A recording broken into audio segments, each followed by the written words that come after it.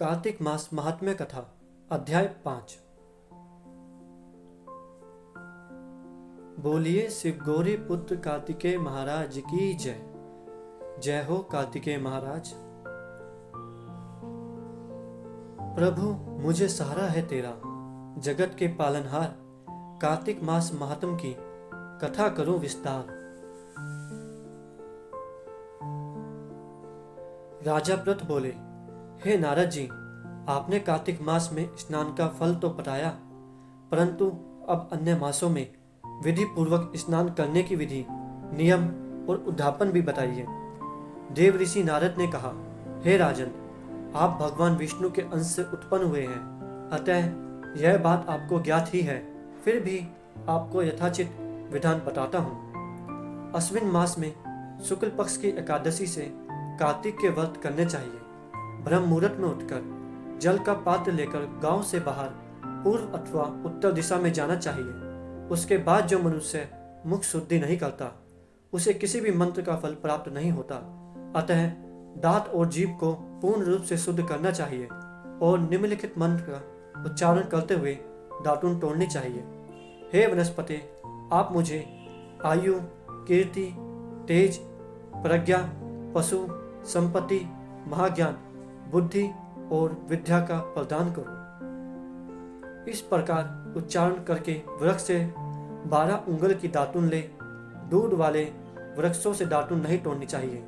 इसी प्रकार कपास, कांटेदार वृक्ष तथा जले हुए वृक्ष से भी दातुन लेना मना है, जिससे उत्तम गंध आती हो और जिसकी टहनी कोमल हो।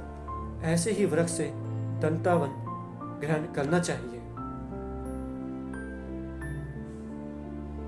बोलिए शिव गौरी पुत्र कार्तिकेय महाराज की जय। जय हो शिव गौरी पुत्र कार्तिकेय महाराज की जय। जय हो कार्तिकेय महाराज।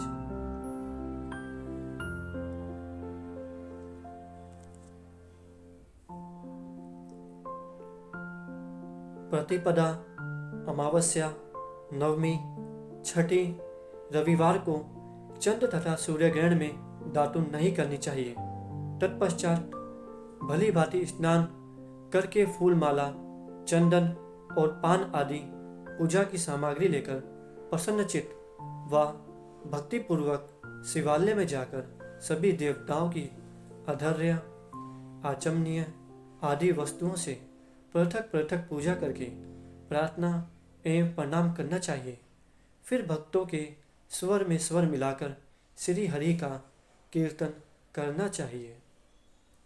मंदिर में जो गायक भगवान श्री हरि का कीर्तन करने आए हों, उनको माला, चंदन, तांबुल आदि से पूजन करना चाहिए, क्योंकि देवालयों में भगवान विष्णु को अपनी तपस्या, योग और दान द्वारा प्रसन्न करते थे।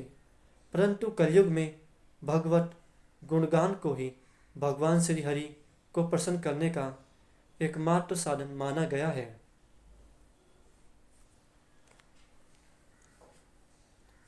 बोलिए शिव गौरी पुत्र कार्तिकेय महाराज की जय। जय हो कार्तिकेय महाराज। नारद जी राजा प्रथ से बोले, हे राजन, एक बार मैंने भगवान से पूछा कि हे प्रभु, आप सबसे अधिक कहाँ निवास करते हो?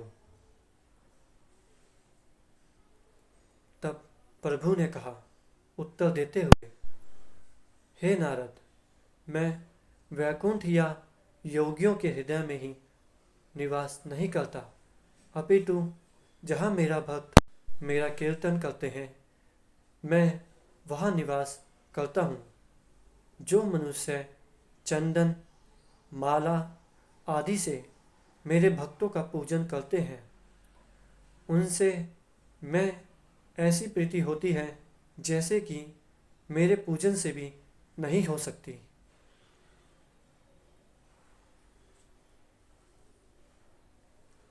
बोलिए शिव गौरी पुत्र कार्तिकेय महाराज की जय। जय हो कार्तिकेय महाराज।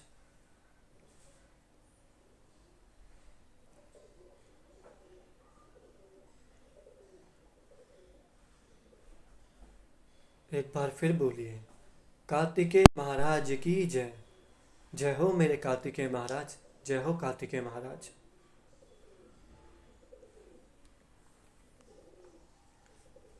कार्तिकेय महाराज की जय।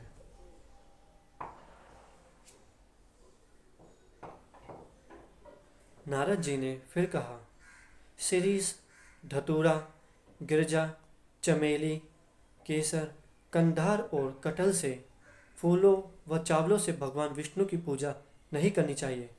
अड़हल, कंद, गिरीश, जूही, मालती और केवड़ा के पुष्पों से भगवान शंकर की पूजा नहीं करनी चाहिए।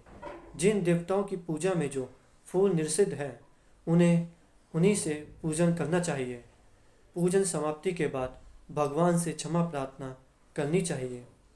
यथा हे सुरेश्वर, हे देव, ना मैं मंत्र जानता हूँ न क्रिया, मैं भक्ति से भी हीन हूँ।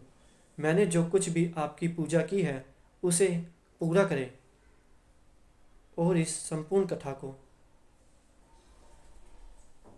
ग्रहण करें। ऐसी प्रार्थना करने के पश्चात साष्टांग प्रणाम करके भगवत कीर्तन करना चाहिए, श्री हरि की कथा सुननी चाहिए और प्रसाद ग्रहण करना चाहिए।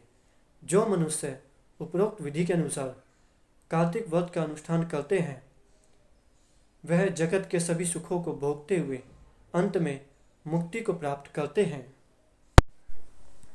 जय हो कार्तिकेय महाराज, कार्तिकेय महाराज की जय। जय हो प्रभु कार्तिकेय महाराज। बोलिए शिव गौरी पुत्र कार्तिकेय महाराज की जय। बोलिए शिव गौरी पुत्र कार्तिकेय महाराज की जय। बोलिए शिव गौरी पुत्र कार्तिकेय महाराज की जय। जय हो कार्तिकेय महाराज।